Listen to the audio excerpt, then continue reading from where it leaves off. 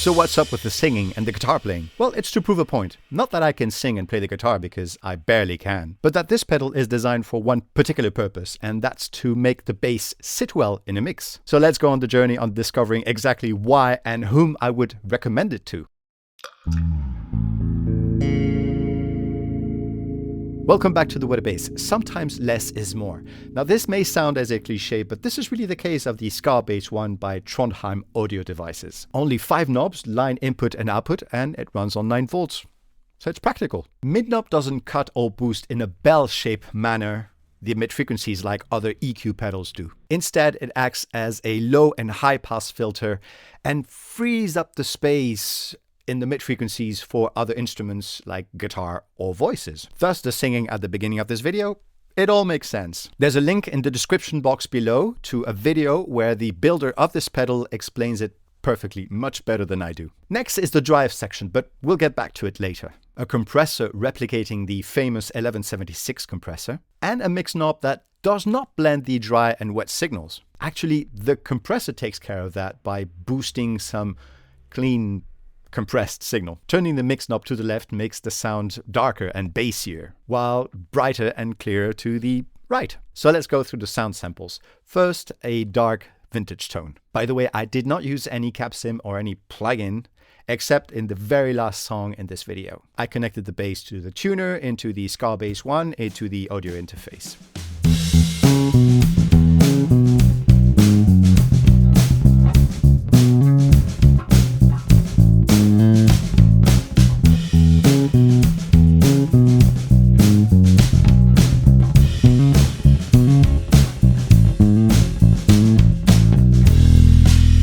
Second, a scooped and punchy sound. Very pretty impressive. The speed and punch of the compressor is excellent and a joy to use. It can clip, but that didn't bother me or sound bad in a mix anyway.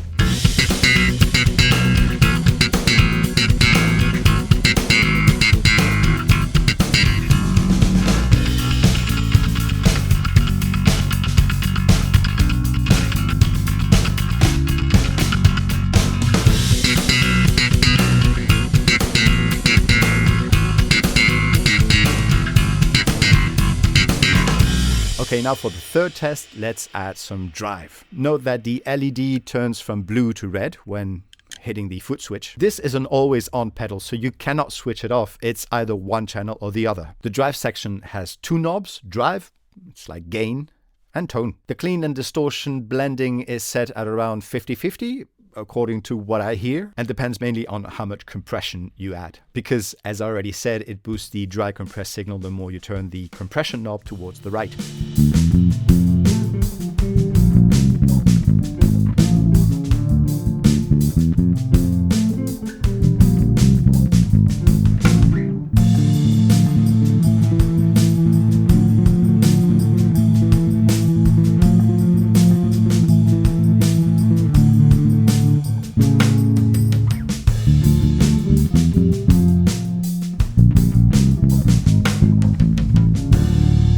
Test a modern aggressive tone. So the drive sounds more like a distortion to me. It's got that classic saturation vibe you get from old analog consoles and helps sharpen up the sound for a more aggressive touch. It does stay in the background but adds a nice layer of gritty texture and affects mostly the mid-high to treble frequencies. This means that the lower frequencies are not affected by the drive and with the help of the compressor have more impact.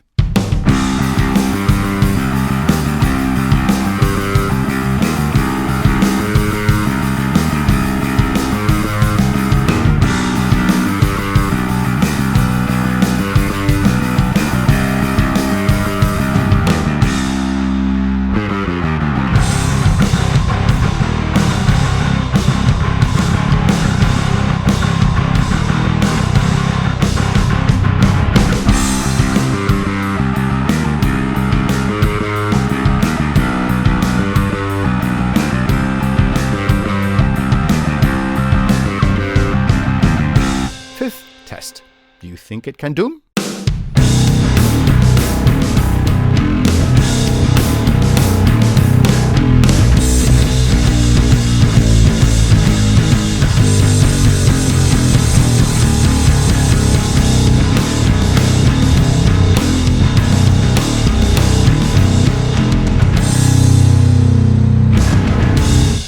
So it does doom because it can, but with some tweaking. Listen to each track on their own.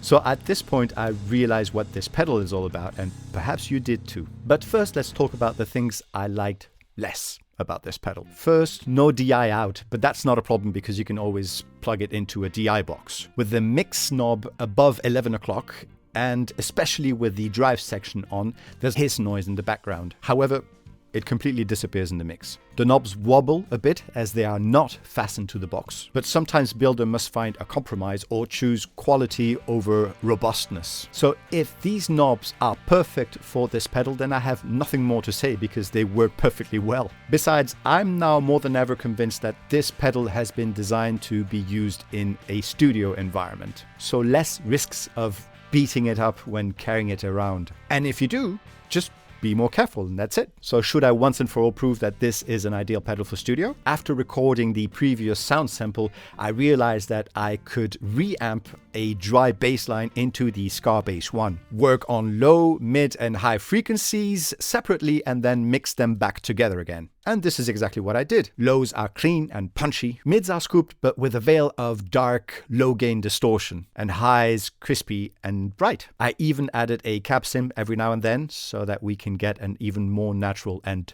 result. It needs more work, but I hope you get the point.